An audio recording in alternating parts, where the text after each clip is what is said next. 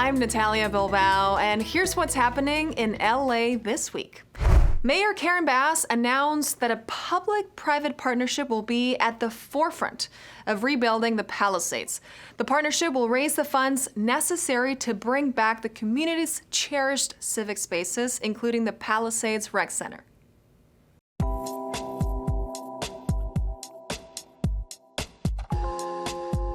Today we're here to announce the public-private partnership to rebuild and reinvent the Pacific Palisades Park and Rec Center.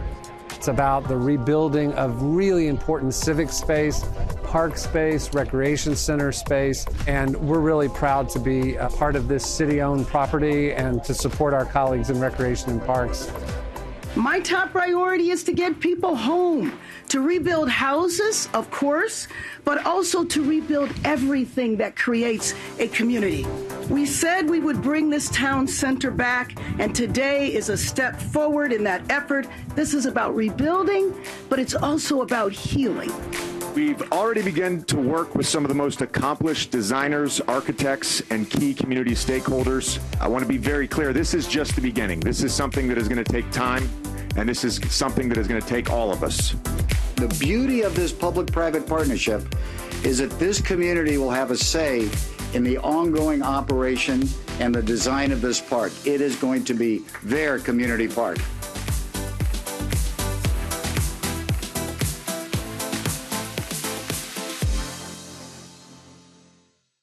LA Civil Rights hosted the second annual TGI 2+ job fair.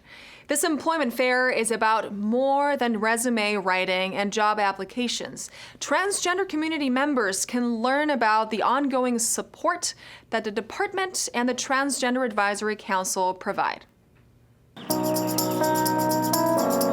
This beautiful day, we are at the Los Angeles City College, LACC, at the Student Union Building, holding the second annual TGI 2+ job fair for the City of Los Angeles, for the LA Civil Rights, and the Transgender Advisory Council. You know, right now our transgender community across the country and even here are feeling the effects of just feeling discriminated and being scapegoated. And so these programs today are even more important because we have to make sure that we bring resources to a community that is being constantly under attack. So bringing government to the people is something that we always want to uplift, and so we're here to bring resources to everyone. I'm here actually looking for work, and I'm here applying at any stand, at every stand that I can find. Also, we will be having resources and classes throughout the day, just so that we can get familiar with our rights, get familiar with job placement, career building, as well as resume building and everything else that comes with a barrier on trying to find a job. Because it actually helps us know who's going to allow us to be our genuine and true self at this job that we're trying to seek. So the feeling that I have today being here at the job fair is one of elated, overwhelming joy, right? Because I understand the trials and tribulations. I have the lived experience. I know what it's like to be unemployed and feel undesired, unwanted, not appreciated or understood. So to know that they're going to help them with resumes, right? To amplify their resumes, to make sure they're putting their best foot forward, right? And people know exactly the skill set that they have in place. They even have beauty experts, folks that are helping them create makeup looks and looks that makes them feel empowered and ready to go out into the workforce and be the best version of themselves and affirming themselves as well in the process. So the inspiration behind the event is that we understand and we know that trans people and non-binary people has reached 5 times the national unemployment rate.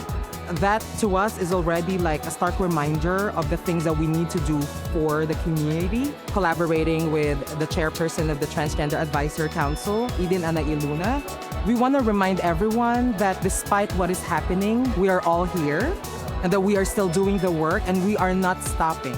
And making sure that every trans and non-binary Angelenos feel safe, feel protected, and feel seen. You know, I want people to know that the city of Los Angeles is there for them, that we believe that LA is for everyone. And so we're going to bring these resources to the community.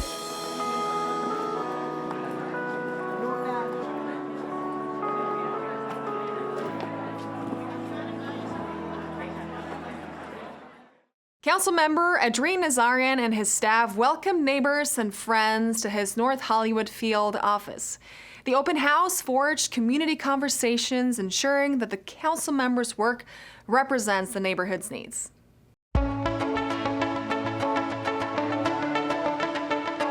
We're having our office open house. This is an opportunity for the community to come out, get acquainted with me if I haven't had a chance to meet them yet.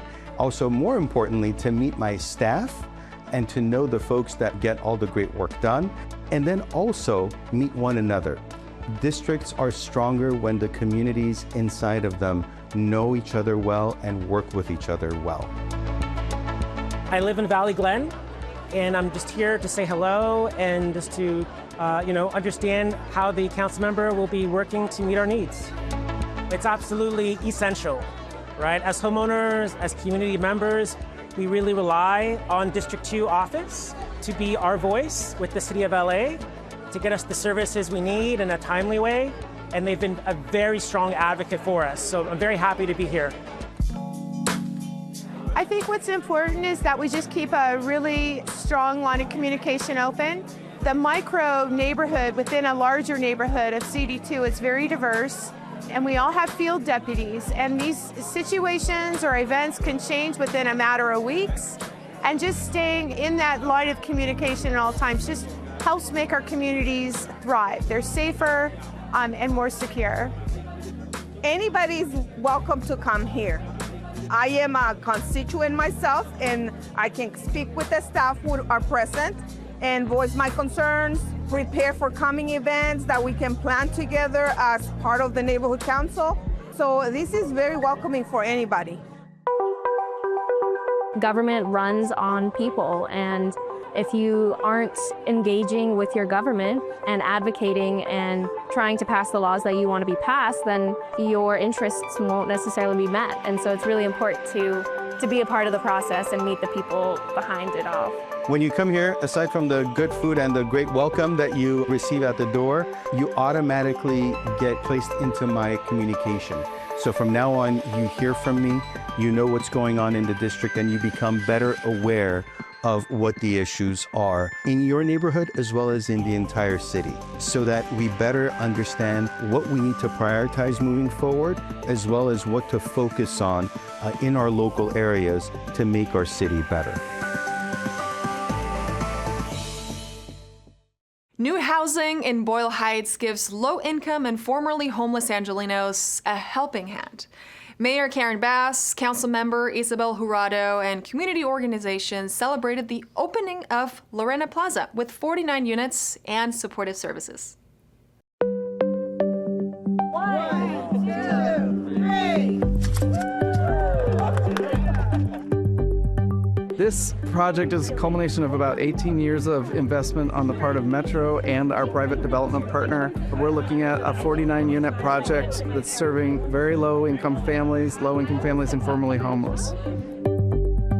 I remember being here 2 years and a few months ago, and you weren't even able to break ground, and it was because of the red tape. And so to stand here and to take action and accelerate inspection and review timelines to move this project and other projects forward to completion. More units of affordable housing are being accelerated through this pathway, helping to make sure that Angelenos remain housed and don't fall back into homelessness. And I believe very strongly that supportive services is absolutely key to making sure that people maintain their housing. Supportive housing is a unique kind of affordable housing development because it has services in the buildings for people who need it. So if someone needs medical support, they need transportation advice, they have mental health, they have substance use disabilities, we can provide the resources to get them stable in housing.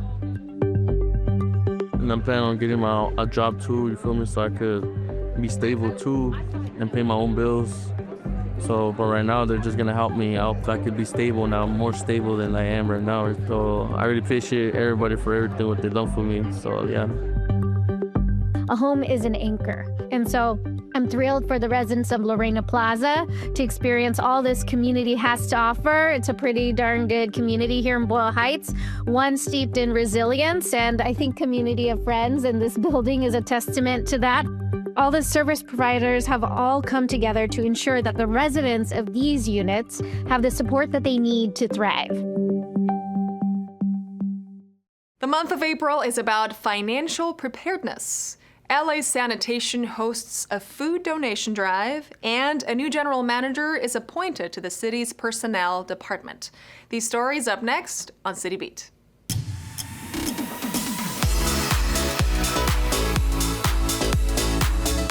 April is Financial Preparedness Month, and LA City Emergency Management Department has tips on how to prepare before disaster or emergency strikes. The department advises gathering important documents together, taking pictures or scanning them, and then storing them in a waterproof and fireproof container. Other considerations include switching to electronic payments, uploading important files to online storage, and or using a USB flash drive. Documents can include deeds and proof of ownership, social security cards, insurance policies, health cards, birth certificates, and important phone numbers. According to the U.S. Consumer Financial Protection Bureau, creating a financial plan before disaster strikes can save you money, stress, and time. For more information, visit emergency.lacity.gov/newsletters. LA Sanitation and Environment's City Facilities Recycling Program is hosting its annual non-perishable food drive. LA Sanitation is looking for unopened, unexpired, canned and dry foods such as soups, stews, canned vegetables, packaged goods, and shelf-stable beverages. Donations may also include food in jars, but no glass jars will be accepted. Food donations can be made at 6 public drop-off locations Monday through Friday, 9 a.m. to 4 p.m. through Friday, May 9th. Donated food will be provided to the LA Regional Food Bank, St. Francis Center, Inside Safe participants, and local organizations that provide services to Angelenos in need. For more information, see donation drives at sanitation.lacity.gov.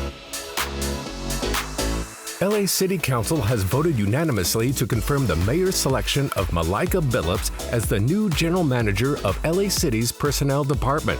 Billups currently serves as the Assistant City Administrative Officer, supporting the annual budget process and developing financial management practices for city departments. Previously, Billups was Deputy City Attorney in the Labor Relations Division, ensuring that LA was in compliance with California employment law and providing counsel to the city.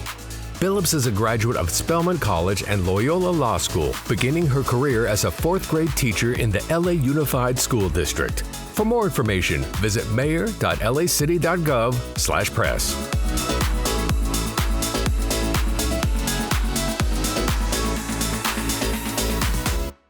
At LAMAG, the Los Angeles Municipal Art Gallery, there are not one, not two, but 3 exhibitions underway.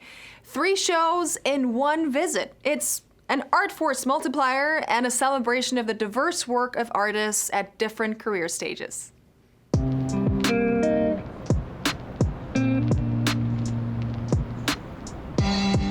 LAMAG stands for the Los Angeles Municipal Art Gallery. We are an art gallery that is run by the City of Los Angeles. We've been here in this building since 1971 and exhibiting art since early 1950s. One of our goals here at the gallery is just having this be a meeting point for us to gather and celebrate the diversity in our city.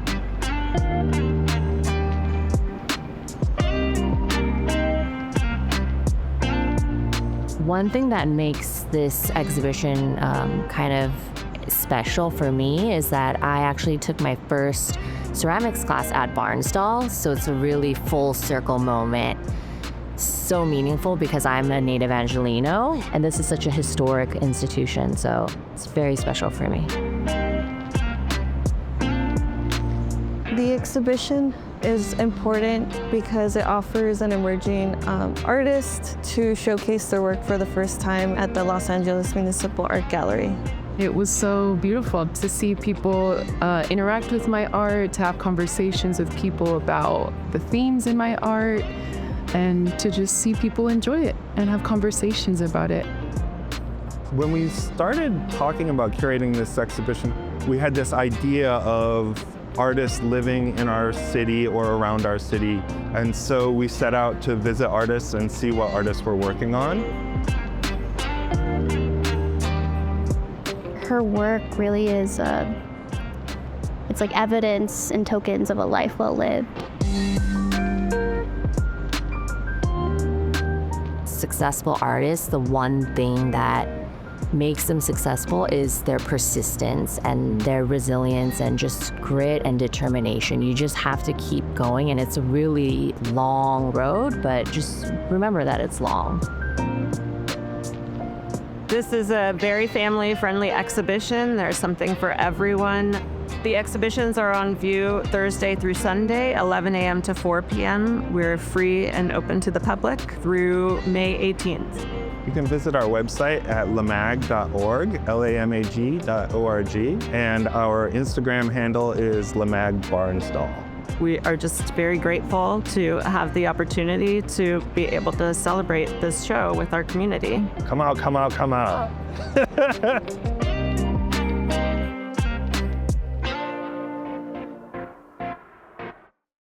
We will go to LAMAG for a boost of art into our lives. LA City Attorney Heidi Feldstein Soto, along with the Los Angeles Police Department and other nonprofits, got to share the role of fairy godmother in our next story. Together, they provided a deluxe formal wear closet for high schoolers so that everyone could go to prom in style.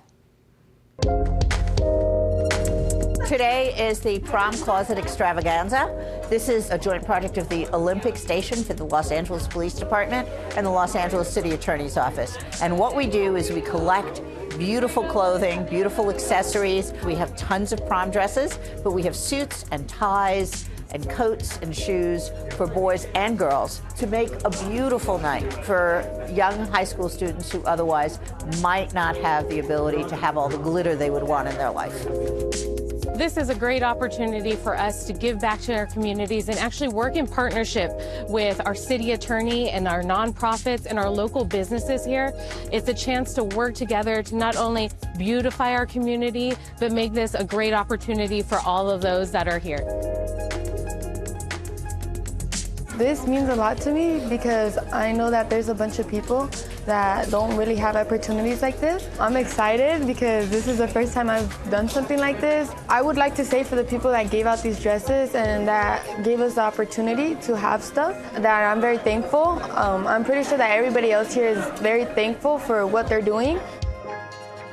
The goal between the LAPD and the community in the Olympic area and also throughout the city is to build a partnership. We cannot do it alone. We need the help of the public, and specifically we need the help of young people. Here at Olympic Division, we have a very, very strong cadet process. We have about 68 total cadets. They're here today to help us organize this event. So starting with our young people, building those relationships that will last well into their adulthood, whether these cadets end up being police officers or whatever career they pursue. They're ultimately going to take these lessons that they've learned and the values that they've learned working with the police department onto those careers later in life. For the parents of the kids, just have a good time. It's our pleasure, especially this year. We've had so much bad news, and really being able to celebrate our high school students and our future is what we're here for.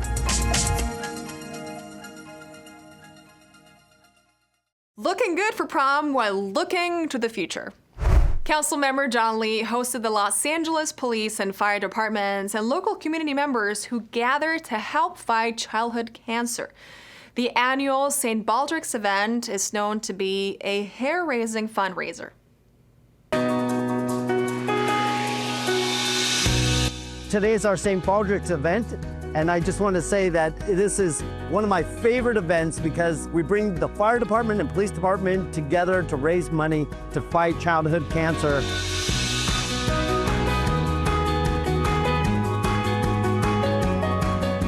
The Los Angeles Police Department, along with our brothers and sisters from the LA Fire Department, are here to help fundraise for childhood cancer research. We have been doing this for 22 years here in the city. We've raised close to $1.5 million. St. Baldrick's Foundation is the largest charitable funder of childhood cancer research grants in the country, with over $356 million granted to this day.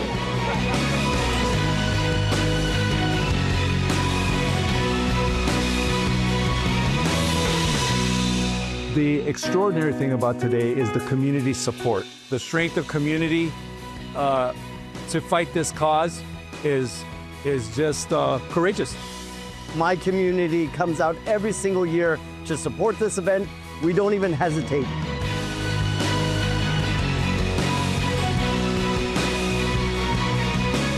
Our motivation is simple. Our officers have families that are stricken by childhood cancer. So we're with the community, we are part of the community, and we are fighting the same fight. Yeah, I think it's important to make sure that especially LA City firefighters and LAPD have good bonds with their community, because we protect and serve our communities, and that's our sole purpose. I want to take every opportunity I can to say thank you to them, because they don't have to do this. They already have a tough enough job as it is, but yet they give of their time to give back to our community, and I just want to say thank you to them. In this week's feature story, our Maria Hallbrown hears from Colonel Brian Sawser of the U.S. Army Corps of Engineers. Across the nation, the Corps has been central to infrastructure projects and recovery after disasters. Their latest mission is wildfire debris removal from the Palisades.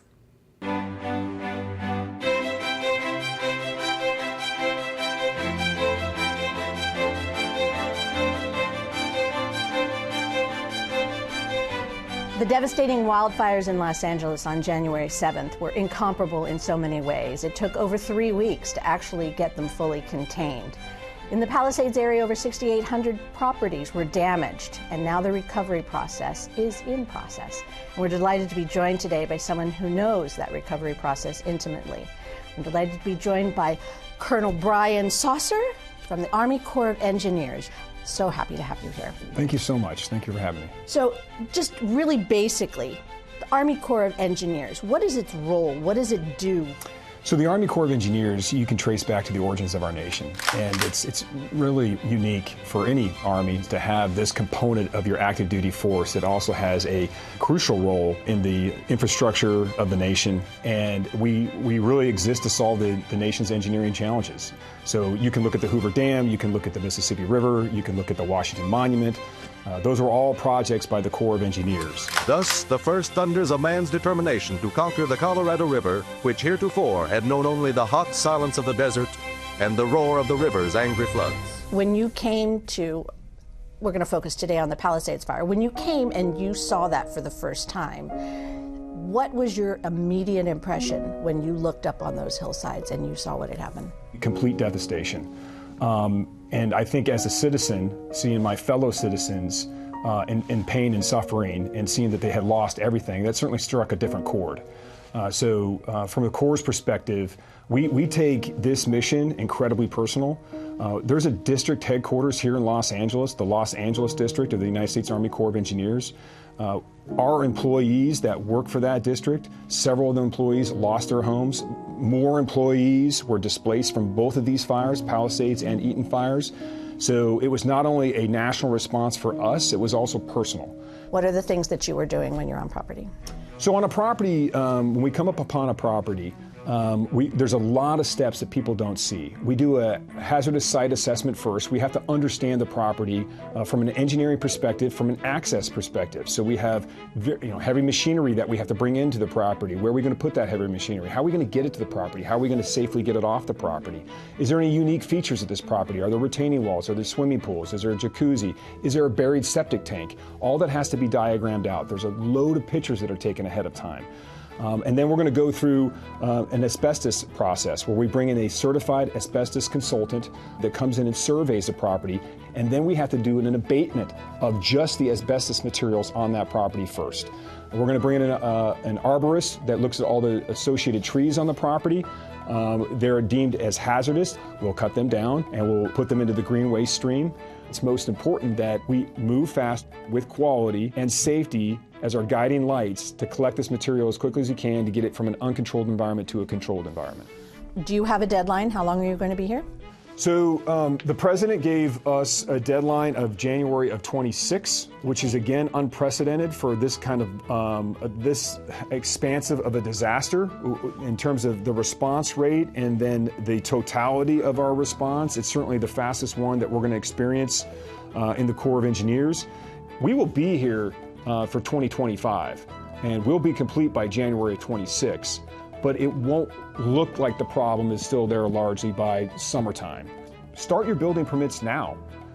Start with your architectural designs now.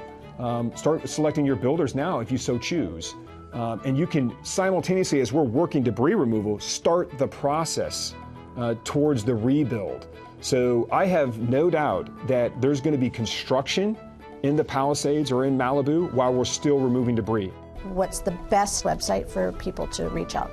That's recovery.lacounty.gov. I so appreciate your time. Thank you so much, Colonel Sawser, for being with us today. Thank you for having me.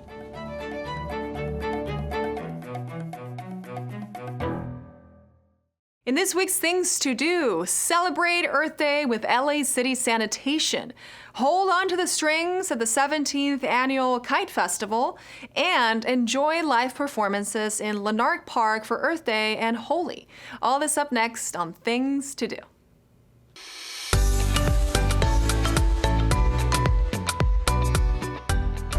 Join LA Sanitation and Environment on Saturday, April 26th for Earth Day LA 2025, celebrating our power, our planet at this zero waste event. While there is nothing for sale, there will be plenty of giveaways. Enjoy entertainment, kids zone, sustainability workshops, and exhibitors.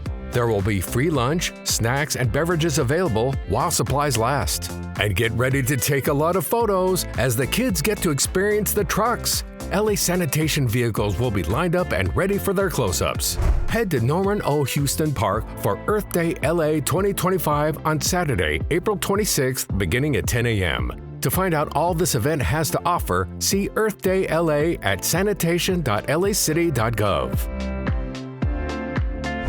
Head to Ascot Hills Park to celebrate Earth Day at the Kite Festival on Saturday, April 26th. LA City Recreation and Parks Department and Councilmember Isabel Jurado present the 17th Annual Kite Festival for Earth Day 2025. Giveaways will include free kites while supplies last, as well as trees, rain barrels, and compost pails. Enjoy sustainability booths, local resources, a live DJ, and kids' arts and crafts. Let's go fly a kite in Ascot Hills Park at the 17th Annual Kite Festival on Saturday, April 26th, beginning at 12 p.m. To find more information, see the events tab at laparks.org. Head to Lanark Park for the music and dance celebration, Earth Bloom Holi, which promises to be a colorful and eco-conscious celebration of life, music, and our shared responsibility to protect the Earth. Enjoy Earth Day booths, cultural celebrations, Indian American food, and vendor booths. There will also be a host of live performances from the Indian Performing Arts Center, Liberate Elemental Forces, and Surya Foundation Ensemble, to name but a few of the acts. The City of LA's Department of Cultural Affairs and Councilmember Bob Blumenfield present this event, which supports the vision of the Canoga Park Arts District. Visit Lanark Park for Earth Bloom Holi on Saturday, April 26th, beginning at 3 p.m. For more information, visit culture.lacity.gov/events. And that's a look at some things to do.